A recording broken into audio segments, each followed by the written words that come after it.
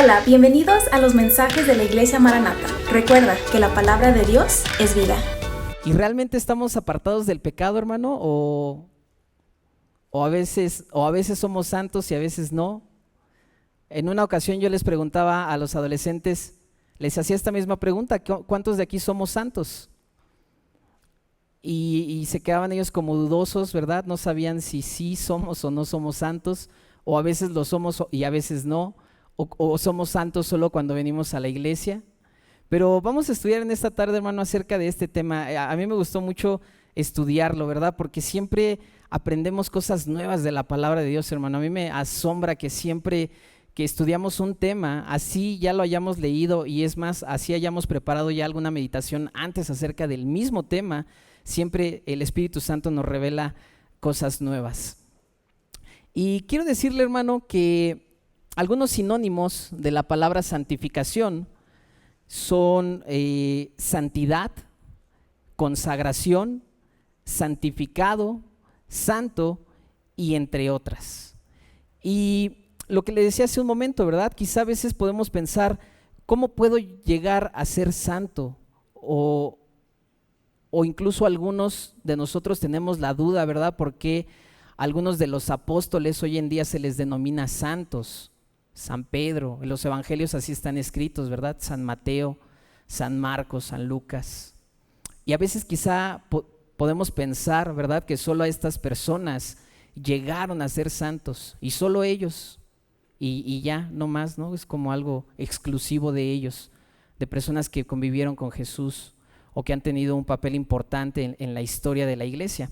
Pero vamos a ver el día de hoy, hermano, ¿qué significa ser santo y qué significa la santificación de Dios para nuestra vida? Y si es que nosotros podemos llegar a ser santos, ¿verdad? Y vamos a estudiar, hermano, 4 aspectos importantes de la santificación. Hay muchos más, ¿verdad? Yo quise enfocarme, centrarme solamente en 4 aspectos importantes. Y uno es precisamente la separación. Vamos a estudiar más adelante separación de qué. El otro aspecto importante es la dedicación, la purificación y la consagración.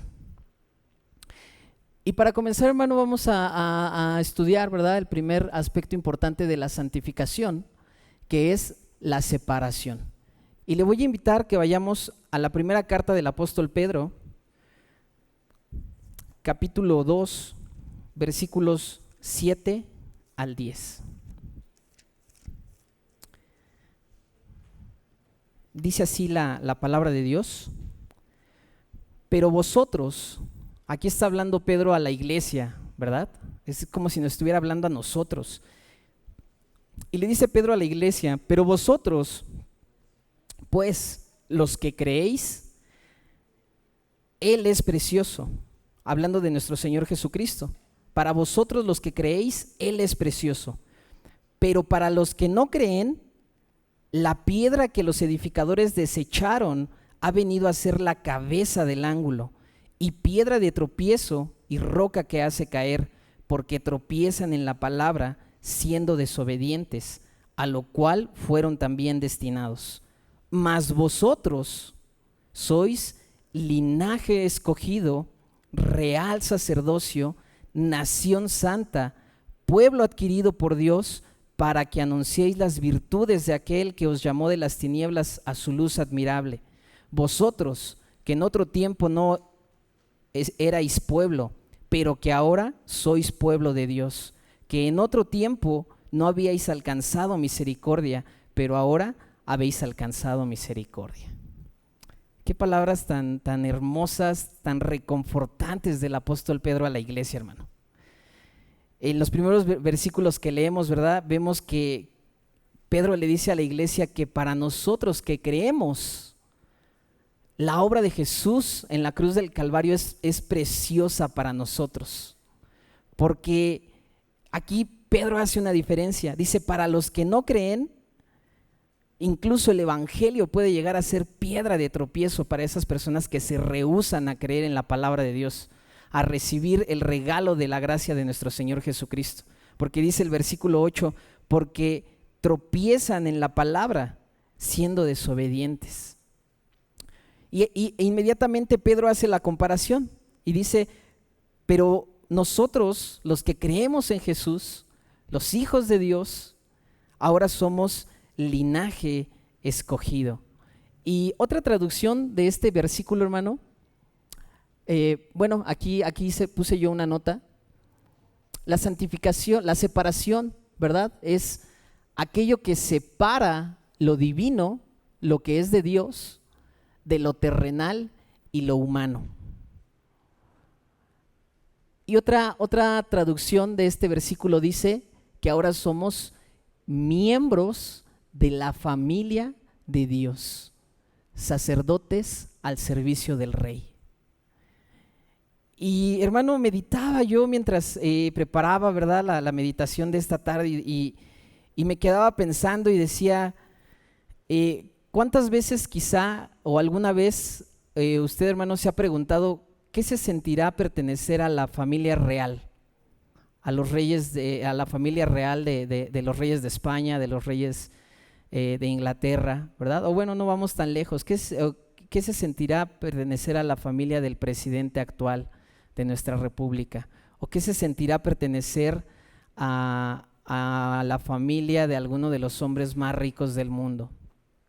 Digamos Bill Gates o Carlos Slim, ¿no? No sé si alguna vez se ha hecho usted esa pregunta, hermano. ¿Qué se sentirá pertenecer a esta familia? Y meditaba yo, hermano, y decía, yo creo que eso queda en segundo grado al saber, hermano, que nosotros pertenecemos a la familia de Dios. No sé si esto le cause alegría, hermano, le cause gozo, le reconforte al saber que nosotros, por la gracia de Jesús, ahora pertenecemos a la familia de la fe.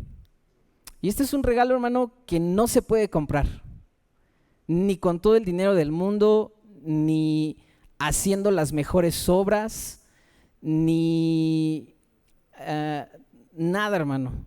No se puede adquirir, no se puede comprar, no se puede ganar. Por eso es un regalo de parte de Dios. Y dice aquí el apóstol Pedro, ¿verdad? Mas vosotros sois linaje escogido, son miembros de la familia de Dios. Y continúa y dice, son sacerdotes al servicio del Rey. Y puse aquí yo unas imágenes, ¿verdad? Como familia en Cristo. Y puse aquí otra imagen de un sacerdote en el tiempo de Moisés, quizá, ¿verdad? Y dice aquí, en nuestra traducción en la Reina Valera dice real sacerdocio. Y esto también, hermano, es impactante, es importante porque, mira, hermano, el trabajo del sacerdote era un trabajo muy importante, quizá algunos de mis hermanos que han estudiado FIET, ¿verdad?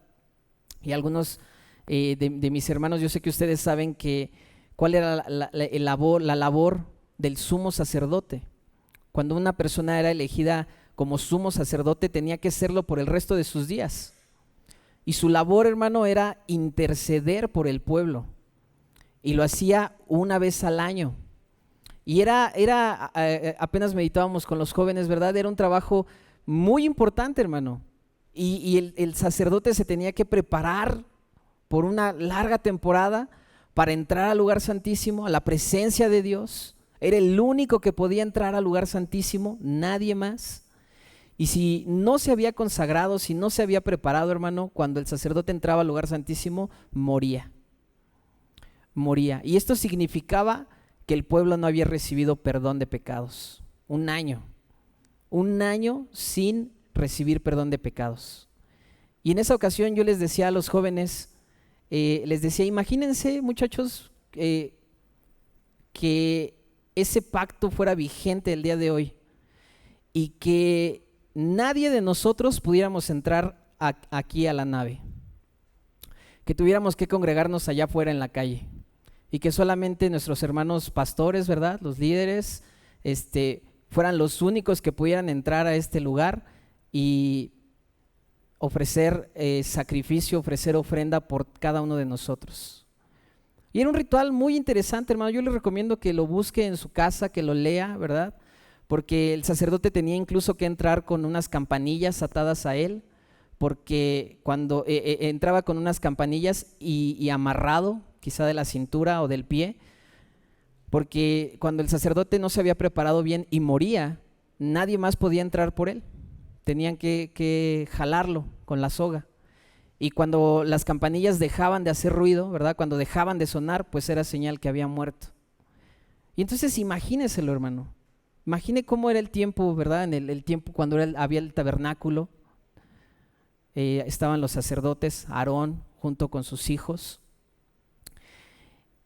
Pero el día de hoy, hermano, la palabra de Dios nos enseña, ¿verdad? Que cuando Jesús murió voluntariamente por nosotros en la cruz del Calvario, el velo del templo fue rasgado, en señal de que ahora tenemos entrada libre al lugar santísimo, no porque lo merezcamos, hermano, sino por la gracia de Dios.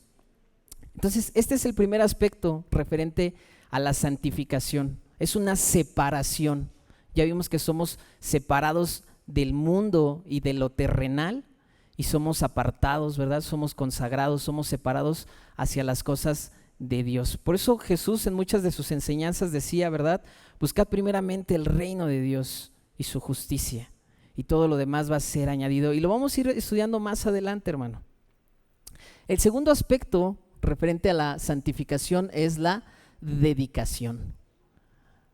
Y le voy a pedir que vayamos a la segunda carta de Pablo a Timoteo, en el capítulo 2, versículos 20 y 21. Voy a tratar de irme un poco rápido, hermano, porque son varias las citas, ¿verdad?, que me gustaría que estudiáramos, pero le voy a pedir que tratemos de ir al paso. Segunda de Timoteo, capítulo 2, versículos 20 y 21. La dedicación es referente, dice aquí, ¿verdad?, dedicados a la comunión y servicio de Dios. Y veamos lo que dice Pablo a Timoteo. Pero en una casa grande no solamente hay utensilios de oro y de plata, sino también de madera y de barro. Y unos son para usos honrosos y otros para usos viles. Así que si alguno se limpia de estas cosas, ¿de qué cosas? Pues de las cosas de este mundo, de lo humano, de lo terrenal. Si alguno se limpia de estas cosas, será instrumento para honra, santificado, útil al Señor y dispuesto para toda buena obra. Y en un comentario, hermano, yo leía y estudiaba lo siguiente, ¿verdad? Aquí Pablo hace alusión a que en una casa grande, ¿verdad? En otras traducciones dicen en una casa rica, hay vasos de oro y vasos de plata. Pero dice Pablo también, pero también hay vasos de barro e instrumentos de madera. Y esto es muy curioso, hermano, porque aquí Pablo está haciendo la comparación de la casa grande es nuestra iglesia. Nosotros somos estos instrumentos.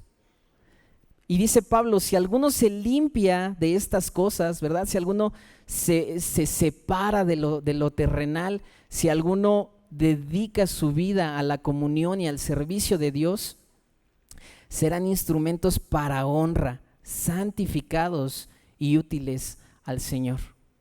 Y hermano, a veces yo me encuentro con escrituras, ¿verdad?, con porciones de la palabra que pueden llegar a ser muy fuertes, pero son muy edificantes para nosotros.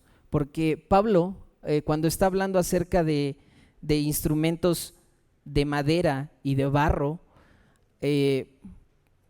Pablo está haciendo alusión de que los instrumentos de barro y de madera sirven como para cargar el agua, como botes de basura, como letrinas.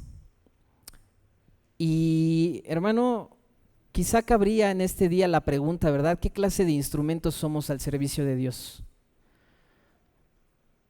Yo lo meditaba, ¿verdad?, también, y decía, cuando nosotros recibimos un invitado en nuestra casa, le invitamos un vaso de agua en un vaso de cristal o en uno de plástico. O tomamos un vaso sucio y le decimos, ay, tiene un poquito de tierra, pero no pasa nada, aquí toma agua. ¿Verdad que no, hermano? Esa es la importancia, hermano, por la cual nosotros debemos preparar nuestras vidas y santificarnos, para que podamos ser instrumentos no solamente útiles, no solamente limpios, sino consagrados únicamente al servicio de Dios, hermano. Es cierto que hemos sido santificados, nuestros pecados han sido perdonados, pero debemos de consagrar nuestra vida al servicio a Dios. Porque a veces, ¿verdad?, tenemos la idea en mente de que, bueno, ya soy salvo, gloria a Dios. La palabra de Dios así lo enseña, que por gracia somos salvos, la justificación por la fe, pero hemos estado, imagínese esos instrumentos, hermano, esos vasos. Yo no sé si alguna vez usted ha visto o usted tiene vasos que nunca ha usado. Esto es muy común en las casas de las abuelitas mexicanas, ¿no? Tienen vasos, vajillas que nunca han sido usados, nunca, y están polveados y ya después se van perdiendo, se van rompiendo, se hacen feos, se opacan, porque nunca fueron usados. Y a veces así llegamos a ser nosotros, hermano. Cristo nos ha comprado con su sangre, nos ha adquirido, pero estamos ahí en el aparador, ¿no? Nada más ahí quizá reluciendo, pero no siendo útiles, hermano. Por eso Pablo aquí le hace esa invitación a Timoteo y le dice, conságrate, apártate de todas esas cosas para que seas un instrumento para honra en las manos de Dios, útil al Señor y dispuesto para toda buena obra. El siguiente aspecto, hermano, referente a la santificación es la purificación, y esto se refiere a la limpieza. Le voy a invitar que vayamos a Hebreos capítulo 10, versículos 26 y posteriormente el 28 y 29. Dice así la palabra de Dios. Hebreos capítulo 10, versículo 26, dice: porque si pecáremos voluntariamente, después de haber recibido el conocimiento de la verdad, ya no queda más sacrificio por los pecados. Y dice el 28 y el 29, el que viola la ley de Moisés por el testimonio de 2 o 3 testigos muere irremisiblemente. ¿Cuánto mayor castigo pensáis que merecerá el que pisoteare al Hijo de Dios y tuviere por inmunda la sangre del pacto, en la cual fue santificado, e hiciera afrenta al Espíritu de gracia?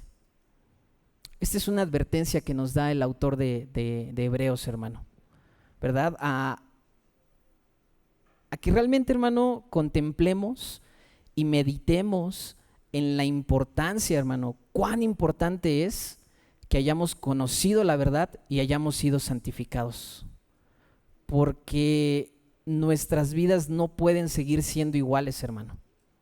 Hemos conocido la verdad. Y dice el versículo 26 que si pecáremos voluntariamente después de haber recibido el conocimiento de la verdad, ya no queda más sacrificio por los pecados. Porque ahora sabemos, ¿verdad? Pecamos voluntariamente, maquinamos a veces nuestros pecados.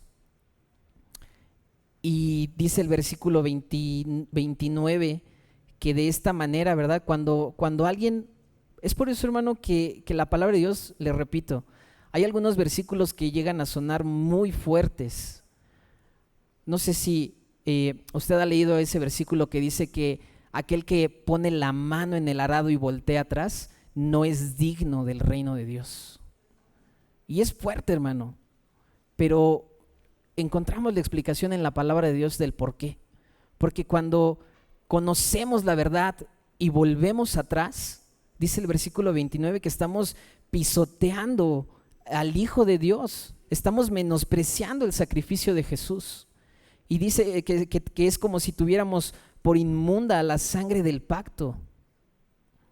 Ya no hay nada que se pueda hacer, hermano, cuando caemos en esa condición, cuando llegamos a esa situación. La palabra de Dios nos enseña, ¿verdad?, que es peligroso, porque Dios nos puede dejar a la dureza de nuestro corazón. y creer que así estamos bien, que estamos haciendo las cosas bien, que estamos viviendo bien, pero en realidad Dios nos ha dejado a la dureza de nuestro corazón. Es por eso, hermano, tan importante que meditemos día a día en el sacrificio de Jesús, día a día, hermano. El domingo tenemos la participación de la Santa Cena. Preparemos nuestra vida, hermano.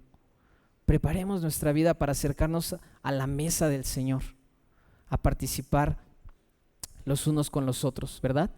Y dice el versículo 28 que el que viola la ley de Moisés, otra traducción dice, todo aquel que rehúsa obedecer la ley, aquel a quien Moisés, ¿verdad? Y los ancianos del pueblo les hacían saber la ley y el pueblo se rehusaba a obedecer la ley, la consecuencia era que esa persona tenía que morir. Y a veces yo me imagino, hermano, y digo, ¿por qué el pueblo era así? ¿Por qué el pueblo era así de rebelde? ¿Por qué Dios le decía, no tendrás dioses ajenos delante de mí? Y parecía que Dios le decía lo contrario y el pueblo iba y hacía ídolos y hacía tantas cosas. Pero, ¿sabe, hermano? A veces en nuestros tiempos, en nuestra iglesia, a veces somos como el pueblo, hermano. ¿Verdad? Nuestros pastores, nuestros líderes nos dan una enseñanza. Hermano, no debemos mentir y parece que nos dicen lo contrario, ¿verdad? Hermanos, no debemos robar, así sea una pluma de nuestro trabajo y parece que nos hacemos, ¿verdad?, de los oídos sordos. O a veces nos dicen nuestros líderes, ¿verdad?, nuestros pastores, hermanos, tenemos que servir en la casa de Dios y decimos, bueno, que lo haga alguien más. A veces voluntariamente, hermano, nos rehusamos a obedecer la ley. Y le voy a invitar que vayamos a Hebreos, ahí mismo, en el capítulo 13, versículos del 12 al 14. Dice así la palabra de Dios: por lo cual también Jesús, para santificar al pueblo, mediante su propia sangre padeció fuera de la puerta. Salgamos pues a él fuera del campamento llevando su vituperio, porque no tenemos aquí ciudad permanente, sino que buscamos la porvenir. Hermano, a mí me gusta mucho, siempre que tengo oportunidad, ¿verdad?, de compartirles la palabra, recalcar este punto, lo que dice el versículo 14. Porque no tenemos ciudad permanente aquí, sino que buscamos la porvenir. La palabra de Dios nos lo enseña una y otra vez, hermano. No somos de este mundo. No somos de este mundo, somos peregrinos en este mundo. Sabemos, ¿verdad?, que en este mundo hay pruebas, hay dificultades, hay luchas. Y así lo enseñó nuestro Dios, así lo enseña la palabra de Dios. Jesús le dijo a sus discípulos, ¿verdad?, en este pueblo van a tener aflicciones, van a tener luchas. Pero les dijo, pero confiad, yo he vencido al mundo. Hermano, no nos sintamos cómodos en este mundo. No vayamos junto con la corriente. Porque dice aquí, ¿verdad?, el autor de Hebreos dice, no tenemos ciudadanía permanente aquí, estamos de paso. Y estamos buscando la ciudadanía que viene, la que está por venir, que es la venida de nuestro Señor Jesucristo, hermano.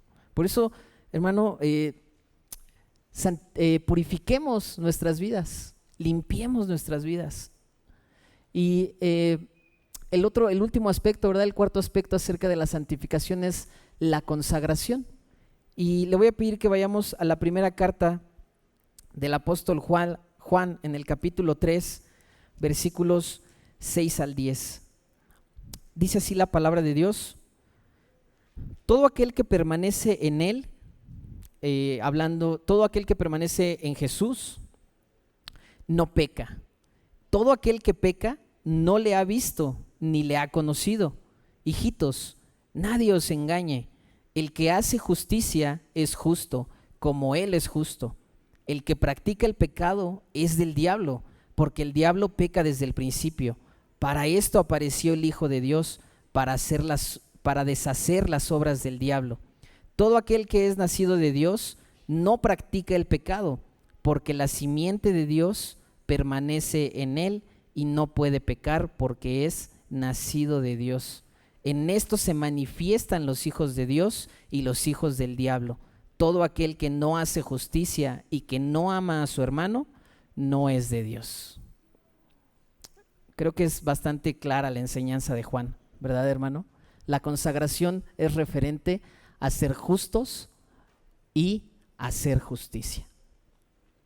Y siempre que yo hablo de justicia, hermano, me gusta poner como ejemplo una balanza, porque la palabra de Dios casi siempre que usa un ejemplo o habla acerca de la justicia, se refiere a un peso justo, a ser justos en las medidas. Y sabe, hermano, yo siempre lo ejemplifico así: nosotros vamos a estar en un lado de la balanza y en el otro lado va a estar nuestro Señor Jesucristo. ¿Qué tanto nuestro carácter se parece al de Jesús? ¿Qué tanto nuestras obras son como las de Jesús? Y hermano, quiero decirle que Jesús dejó el ejemplo marcado y nos dejó una tarea difícil en nuestras fuerzas. Pero hermano, cuando queremos y le pedimos a Dios, ¿verdad?, que Él nos guíe, que el Espíritu Santo nos llene, que seamos más como Él, hermano, poco a poco vamos siendo más como la persona de Jesús, ¿verdad? Y vamos creciendo más y más, como la aurora, dice la palabra de Dios, vamos creciendo hasta llegar a la estatura del varón perfecto que fue Jesús. Y hermano, entonces aquí, ¿verdad? El versículo 9 dice que la simiente de Dios permanece en nosotros y no podemos pecar. Y aquí, ¿verdad?, quizá podrían comenzar las confusiones y decir, bueno, es que entonces ¿sí soy hijo de Dios o no soy? Porque la palabra dice que el que es hijo de Dios no peca. Y quizá podrían comenzar las confusiones, ¿verdad? Otra traducción de este versículo dice: la vida de Dios está en ellos, por lo tanto, no pueden seguir pecando.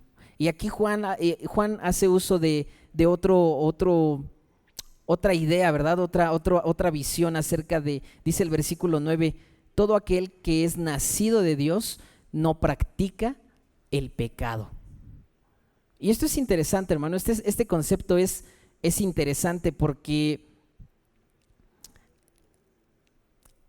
a veces, hermano, mire, es bien diferente cuando en nuestra vida cotidiana, ¿verdad?, en nuestra vida diaria,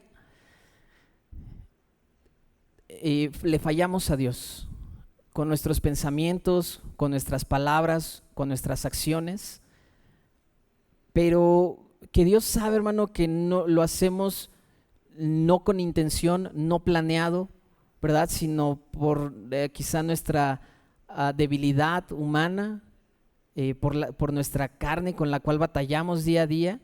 Pero eso es bien diferente el pecar, hermano, quizá inconscientemente, a maquinar el pecado, a decir, el día de mañana me voy a levantar y le voy a decir a mi esposa que voy a ir al trabajo, pero no voy a ir y me voy a ir a otro lado.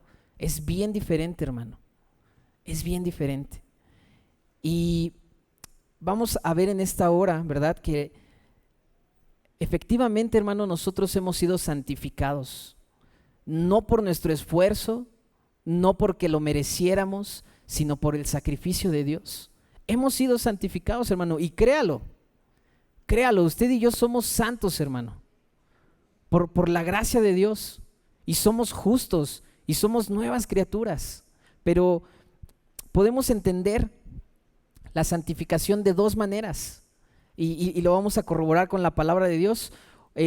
Cuando nosotros aceptamos el sacrificio de Jesús en nuestra vida, ¿verdad?, la palabra de Dios, lo vamos a ver ahorita, Dios nos santifica una vez y para siempre, así dice su palabra. Y es esa santificación instantánea, pero también está la santificación práctica y progresiva. Y le voy a leer un extracto, hermano, de un libro Y dice lo siguiente: la justificación es considerada una obra de gracia, por la cual los pecadores son hechos justos cuando acuden a Cristo. Pero en Él, hablando de la persona, ¿verdad?, que ha sido justificada, en Él queda un principio o una raíz corrupta que continuamente se inclina hacia el pecado. Si el creyente obedece este impulso y peca voluntariamente, dice este pensamiento, deja de ser justificado. De ahí la conveniencia de que esa raíz sea extirpada, a fin de disminuir las probabilidades de una reincidencia.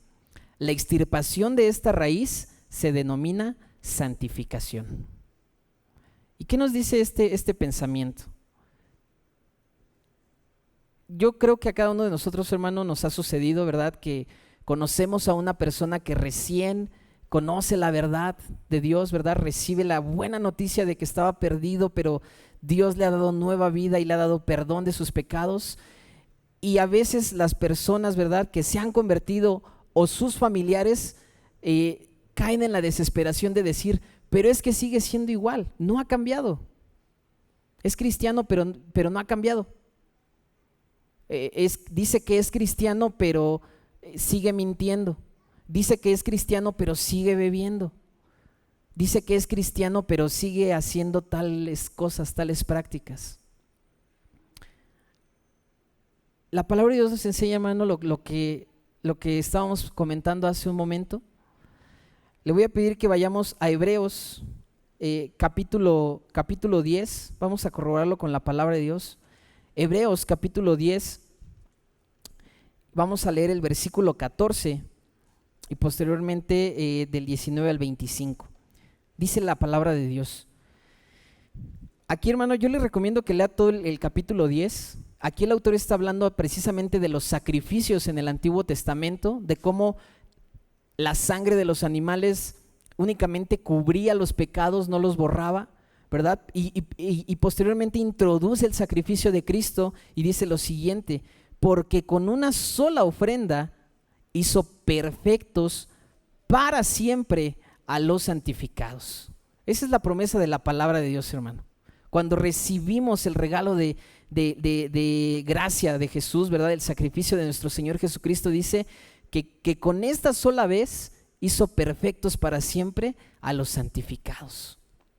Y dice el versículo 19 en adelante: así que, hermanos, teniendo libertad para entrar en el lugar santísimo por la sangre de Jesucristo, por el camino nuevo y vivo que Él nos abrió a través del velo, esto es, su carne, y teniendo un gran sacerdote sobre la casa de Dios, acerquémonos con corazón sincero, en plena certidumbre de fe, purificados los corazones de mala conciencia y lavados los cuerpos con agua pura.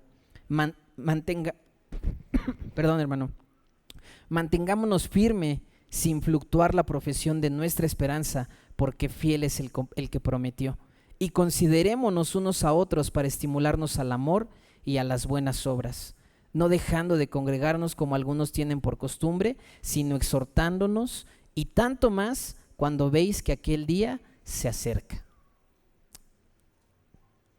Nuevamente, hermano, la claridad de la palabra de Dios.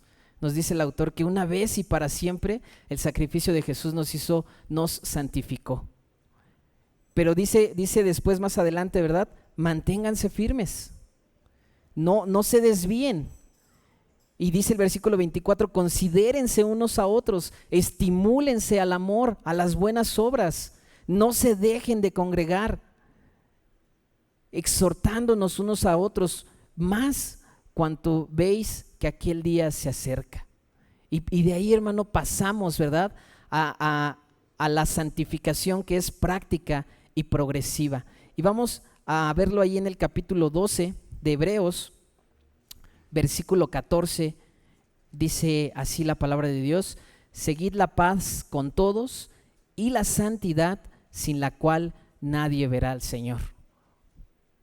Pareciera contradictorio, hermano, ¿verdad? Porque versículos antes el autor de Hebreos nos dice que una vez y para siempre fuimos hechos perfectos, pero más adelante nos dice: sigan la santidad, ¿verdad? Y dice otro extracto de este mismo libro que leía, dice: los medios divinamente señalados por Dios para la santificación práctica y progresiva son la sangre de Cristo, el Espíritu Santo y la palabra de Dios. El primero, que es la sangre de Cristo, proporciona la santificación absoluta. El segundo, que es el Espíritu Santo, proporciona una santificación internamente. Y el tercer medio de santificación, ¿verdad?, que es la palabra de Dios, produce una santificación externa y práctica. Y aquí yo los ejemplifiqué así, hermano. Y mira, hermano, es tan impactante, ¿verdad?, lo que la palabra de Dios nos enseña. Nos dice que Jesús con su sacrificio nos compró, nos separó del mundo, nos sacó de ese camino en el cual íbamos directo al infierno, hermano. Y nos santificó, nos separó, nos apartó para Él. Y la obra del Espíritu Santo, ¿cuál ha sido en nuestras vidas, hermano? El nuevo nacimiento, cambiarnos, ¿verdad? Aquellas malas prácticas que teníamos día a día, las hemos dejado de lado, ¿verdad?, con la ayuda y el poder del Espíritu Santo. Y la palabra de Dios, hermano, nos santifica, ¿verdad?, y nos hace que nuestra vida no solamente haya cambiado internamente, sino externamente, y que seamos, como le decía hace un momento, más y más y más cada día más parecidos a la persona de Jesús. Y vamos a corroborarlo, vamos a la primera carta a los Corintios, capítulo 6, versículo 11. Dice así la palabra de Dios: y esto erais algunos. Aquí Pablo le está diciendo a la iglesia, ¿verdad?, les está hablando acerca de los pecados y los gentiles y los pecados que cometían los griegos. Y Pablo le dice a la iglesia: esto erais algunos, mas ya habéis sido lavados y habéis sido santificados, ya habéis sido justificados en el nombre del Señor Jesús y por el Espíritu de nuestro Dios. Aquí vemos la obra de Jesús y el Espíritu Santo. Hemos sido lavados, hemos sido santificados. Y vayamos rápidamente, hermano, al Evangelio de Juan, capítulo 17, versículo 17. Dice así la palabra de Dios. Jesús orando por sus discípulos, ¿verdad? Jesús orando le decía al Padre y le pedía al Padre: santifícalos en tu verdad, tu palabra es la verdad. Esos son los medios, hermano, con los cuales nosotros podemos santificar nuestras vidas. Podemos dedicar nuestra vida a Dios, al servicio a Dios. Podemos limpiar nuestra vida a través, recordando el sacrificio de Jesús, rindiendo nuestra vida para que el Espíritu Santo nos guíe y escudriñando las Escrituras, hermano. Y eso solo por mencionar algunos, porque tenemos muchas más herramientas para tener comunión con Dios: la oración, el ayuno, el animarnos los unos a los otros, el visitarnos. Tantas cosas, hermanos, que a veces dejamos de lado, ¿verdad? Y de aquí, hermano, quisiera pasar a este otro tema, que es la redención. Y voy a tratar de ser breve, hermano. La redención, hermano, la palabra redención viene del prefijo re, que significa de nuevo, y emere, que significa comprar. Entonces la palabra redención literalmente significa comprar de nuevo. Comprar de nuevo. En una ocasión, no sé si recuerdan, nuestro hermano Miguel nos relataba una historia de un niño, ¿verdad?, que construía un barquito de papel y que lo ponía en el río y se le perdía, se perdía su barquito, y posteriormente el niño lo veía en un aparador, ¿verdad?, y el niño entraba y compraba ese barco que en realidad era suyo. Y decía nuestro hermano Miguel que ese barquito, ¿verdad?, era doblemente del niño, porque él lo había hecho y aparte lo había comprado. Y esto significa esa palabra, hermano, redención, comprar de nuevo. Y hay en el libro de Éxodo, hermano, una ley interesante acerca de la redención, o un ejemplo interesante que nos da la palabra de Dios. Le voy a pedir que vaya a Éxodo capítulo 13 y vamos a leer algunos versículos. Dice así la palabra de Dios. Éxodo capítulo 13, versículos 11 al 13. El título de este capítulo dice consagración de los primogénitos. O ya vimos, ¿verdad?, que consagración es lo mismo que santificación de los primogénitos. Y dice la palabra de Dios: y cuando Jehová te haya metido en la tierra del cananeo, como te ha jurado a ti y a tus padres, y cuando te la hubiere dado, dedicarás a Jehová todo aquel que abriere matriz, y asimismo todo primer nacido de tus animales, los machos serán de Jehová. Mas todo primogénito de asno redimirás con un cordero, y si no lo redimieres, quebrarás su cerviz. También redimirás al primogénito de tus hijos. ¿Qué decía esta ley, hermano? Básicamente decía que el primogénito, ¿verdad?, de todo animal, así como de toda familia, tenía que ser ofrecido a Dios. Y aquí quizá nuevamente podemos caer en confusión, ¿verdad?, o decir cómo. O sea, quiero decirle, hermano, que en aquel tiempo había muchos pueblos, y eso lo vamos a estudiar más adelante un domingo, si Dios nos permite. Había muchos pueblos los cuales tenían la costumbre de ofrecer sus hijos a los ídolos, pasándolos por fuego, quemándolos, hermano. Eran sus costumbres. Y aquí Jehová, ¿verdad?, le da un mandamiento al pueblo, y le dice: todo el primogénito de tus animales los dedicarás a Dios. Pero hace una excepción aquí en el versículo 13, dice: mas todo primogénito de asno redimirás con un cordero. O sea, si en la familia, ¿verdad?, algún asno tenía un burrito y el dueño quería conservarlo, tenía la opción de ofrecer un cordero en lugar del burrito. Eso era redención, eso era redimir. Y dice el versículo 13 al final: también redimirás al primogénito de tus hijos. ¿De qué manera? También con un cordero. Y esto era solamente señal, hermano, de lo que Dios iba a hacer por nosotros: redimirnos. Y sabe, hermano, esta palabra tiene otra connotación que en lo particular a mí me gusta muchísimo, y el significado de esta palabra es, redimir era hacer un pago para obtener la libertad de un esclavo.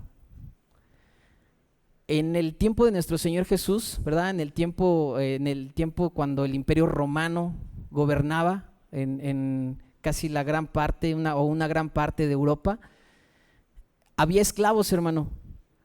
Y esto a mí me llama mucho la atención, porque muchas veces la palabra nos compara que éramos esclavos del pecado, o que la gente es esclava del pecado. Y hermano, si usted estudia acerca de cómo era la esclavitud en aquel tiempo, se podría dar cuenta de muchas cosas, y de por qué la palabra de Dios nos compara, o compara al hombre con esclavos del pecado. Porque, hermano, un esclavo no tenía decisión. O sea, un esclavo no podía decir: hoy no voy a ir a trabajar. No, o sea, era castigado, era azotado, incluso eran muertos. Un esclavo no podía decir: ya no quiero ser esclavo. Tampoco. Un esclavo no podía decir: ya no quiero trabajar para este amo porque abusa o es agresivo. Un esclavo no podía hacer nada sin que su amo no lo permitiera, hermano. Y le voy a pedir que vayamos al Evangelio de Juan, capítulo 8, versículo 31 al 34. Vamos a ver una enseñanza interesante. San Juan, capítulo 8, versículos 31 al 34. Dice la palabra de Dios: dijo entonces Jesús a los judíos que habían creído en él. Note esto, hermano. Había unos judíos que habían creído en Jesús, como nosotros hoy en día hemos creído en él. Y dijo Jesús a los judíos que habían creído en él: si vosotros permaneciereis en mi palabra, seréis verdaderamente mis discípulos y conoceréis la verdad y la verdad os hará libres. Y estos judíos le respondieron: linaje de Abraham somos y jamás hemos sido esclavos de nadie. ¿Cómo dices tú, seréis libres? Y vamos a leer de una vez el versículo 34, dice: Jesús le respondió: de cierto os digo, que todo aquel que hace pecado, esclavo es del pecado. ¿Y le suena esto familiar, hermano? Yo no sé si alguna vez le ha tocado la oportunidad de compartir la palabra de Dios y decirle a la persona: Cristo te quiere salvar. Y la gente regularmente contesta: ¿salvar de qué? O le decimos: Cristo quiere romper tus cadenas del pecado. Y la gente contesta: pues, ¿cuáles cadenas? Como estos judíos. Estos judíos le respondieron a Jesús: somos del linaje de Abraham, somos hijos de Abraham y nunca hemos sido esclavos de nadie. ¿Cómo dices tú que vamos a ser libres? ¿Libres de qué? Y Jesús les dice: de cierto os digo, que todo aquel que hace pecado, esclavo es del pecado. Y hermano, a veces vivimos en esta condición, ¿verdad? No somos esclavos de alguna otra nación, por ejemplo, pero somos esclavos de nuestro trabajo, somos esclavos del pecado, somos esclavos del dinero, somos esclavos de las redes sociales. Y piénselo, hermano, estudie usted cómo era la vida de un esclavo y comparémonos. Somos esclavos quizá de algún vicio. Y hermano, es bien cierto. No sé si usted alguna vez ha conocido a una persona que le diga: no puedo dejar este vicio, no puedo dejar el alcohol, no puedo dejar el cigarro, porque es un esclavo, hermano. Y como le decía hace un momento, un esclavo no podía de un día para otro decir: ya no quiero ser esclavo. ¿Sabe de qué maneras podía obtener su libertad? Cuando moría. Cuando moría, ya el amo decía: bueno, ya es libre.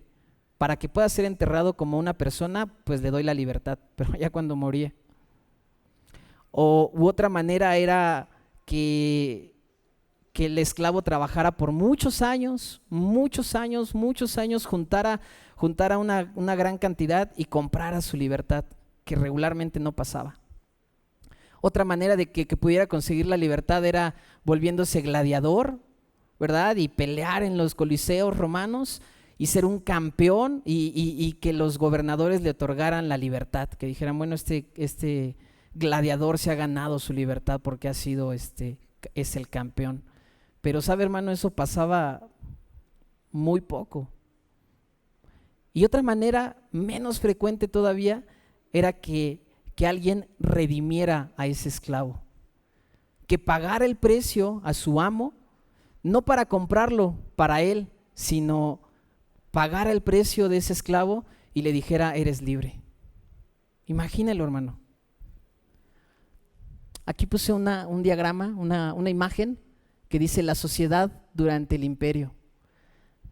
Y los únicos que eran considerados ciudadanos eran los senadores y administradores del imperio, los nobilitas o los nobles y la plebe, la sociedad plebeya, los plebeyos. Y los que vemos acá, los libertos, eran los esclavos que habían sido hechos libres por cualquiera de las razones que le comenté. Y lo más abajo de esta cadena, pues eran los esclavos, que ni eran ciudadanos y ni eran libres. Y en esa condición estábamos, hermano. Vayamos a Efesios capítulo 1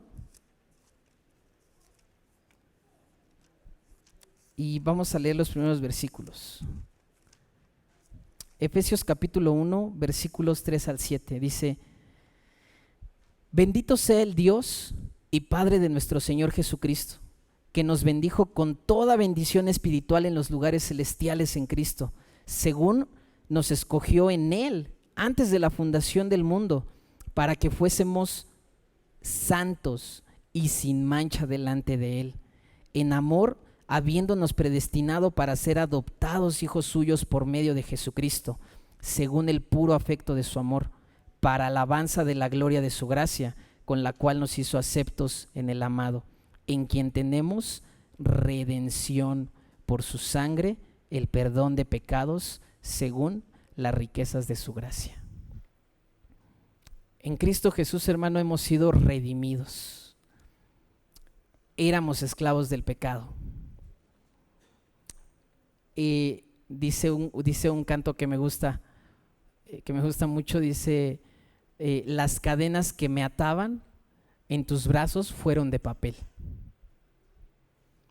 Y dice otro canto muy hermoso que entonamos en este lugar: Cristo rompe las cadenas. Quizá, hermano, usted aún se sienta esclavo de alguna práctica, de algún vicio. Y la buena noticia el día de hoy es que en Cristo Jesús hay redención, hermano. Cristo rompe las cadenas, dice este canto, y Cristo da seguridad. Y, hermano, le voy a invitar que vayamos, porque tiene dos beneficios esta obra de redención muy importantes. Vamos unas hojas atrás, ahí en Gálatas capítulo 3, versículo 13, dice la palabra de Dios: Cristo nos redimió de la maldición de la ley, hecho por nosotros maldición, porque está escrito: maldito todo aquel que es colgado en un madero. Dice Pablo a los Gálatas: Cristo nos redimió de la maldición de la ley. Dice otra porción de la palabra de Dios que la ley, ¿verdad?, no produce pecado, sino que lo revela, hermano. Pero ¿cuál era la maldición de la ley? Que si un hombre no cumplía toda la ley, estaba condenado a la muerte, destinado a la muerte eterna, porque estaba escrito: el alma que pecare esa morirá.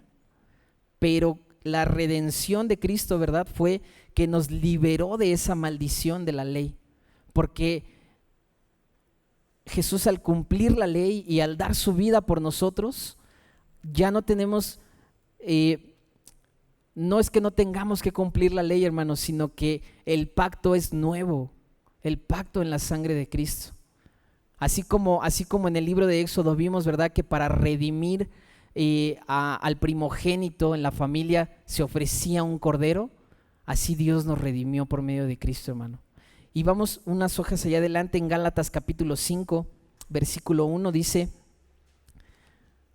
ahora que hemos sido redimidos, estad pues firmes en la libertad con que Cristo nos hizo libres, y no estéis otra vez sujetos al yugo de esclavitud.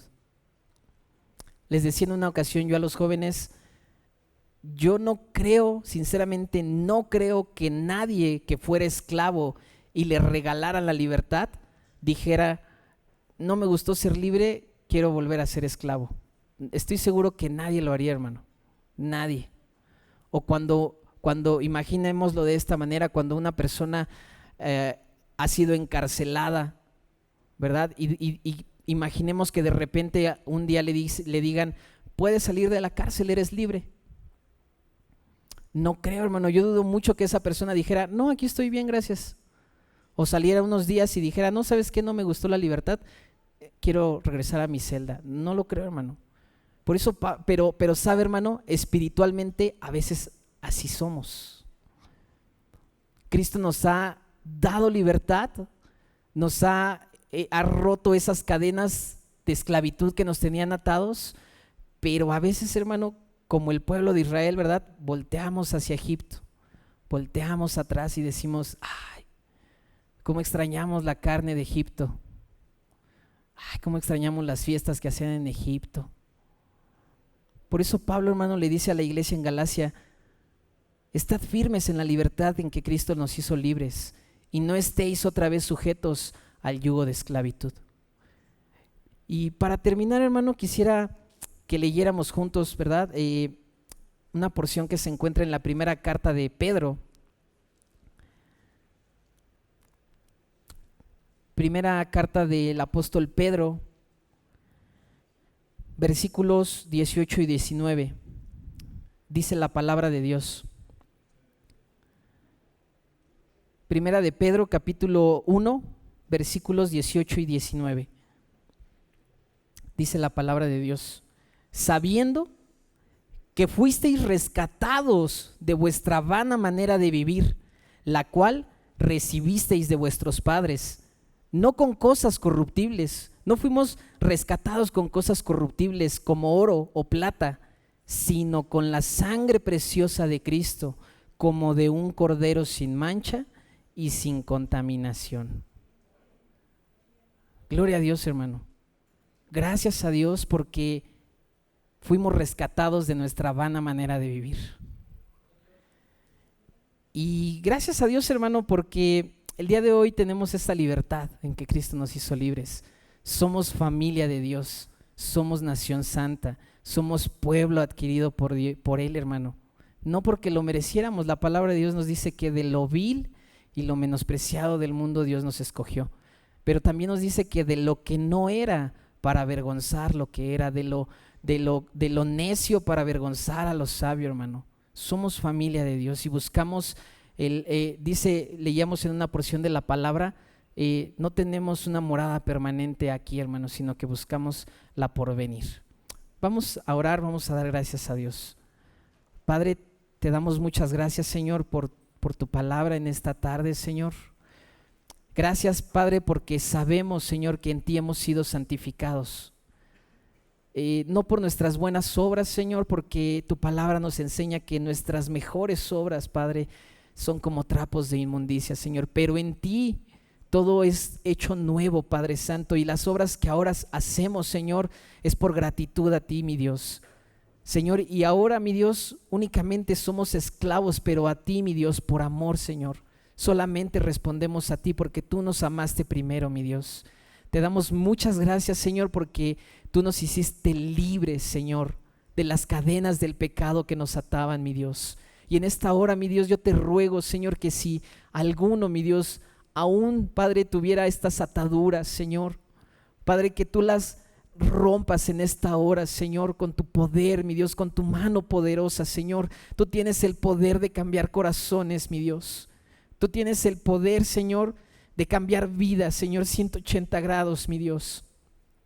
Padre, te ruego, Señor, que tu Santo Espíritu, Señor, ponga en nosotros arrepentimiento, Señor. Ponga convicción de pecado, Señor. Que tu Santo Espíritu nos revele, Señor, la necesidad que tenemos de ti, Señor. De cada día buscarte, Señor, de cada día escudriñar tu palabra, Señor. Padre, de no creer que ya sabemos todo, Señor. Padre, y que somos, Padre, santos por nuestras obras, Señor, o que somos justificados por lo bueno que somos, Señor, sino que siempre tengamos presente, Señor, que es por tu sacrificio, Padre. Que así como tu palabra nos lo enseña, Señor, una vez y para siempre lo ofreciste, Señor, para perfeccionarnos, Señor, para apartarnos para ti, para consagrarnos, Señor, para hacernos tu propiedad, mi Dios.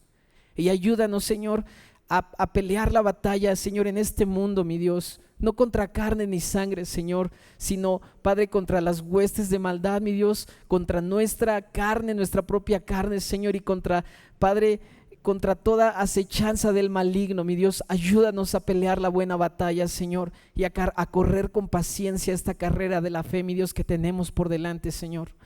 Ayúdanos a esforzarnos cada vez más, Señor, Padre, para que así como hemos sido hechos linaje escogido y nación santa, Señor, Padre, para cumplir este propósito, Señor, de anunciar tus virtudes, Padre, y que así como tú nos llamaste de las tinieblas a la luz, Señor, Padre, nosotros podamos reflejar tu luz, mi Dios, a aquellos que aún están en tinieblas, Señor.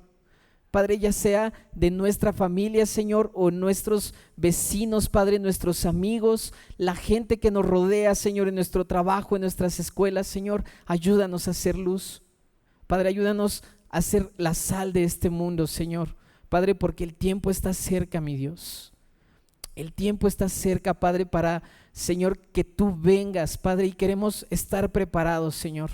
Y queremos que tú nos encuentres trabajando, Señor, en tu obra, mi Dios, santificándonos cada día más. Padre, porque tú Tú nos has llamado a eso, Padre, a ser santos porque tú eres santo, mi Dios. Y nosotros, Padre, como hijos tuyos, Señor, queremos reflejar ese carácter del Padre, mi Dios. Te damos muchas gracias, Padre bendito, por esta palabra, por este tiempo, Señor. Guárdala en nuestro corazón, en nuestra mente, Señor. Y ayúdanos, Padre, ayúdanos a ponerla por obra, mi Dios. Te damos muchas gracias y te pedimos esto en el nombre de Cristo Jesús, nuestro Salvador y nuestro Redentor. Amén. Amén.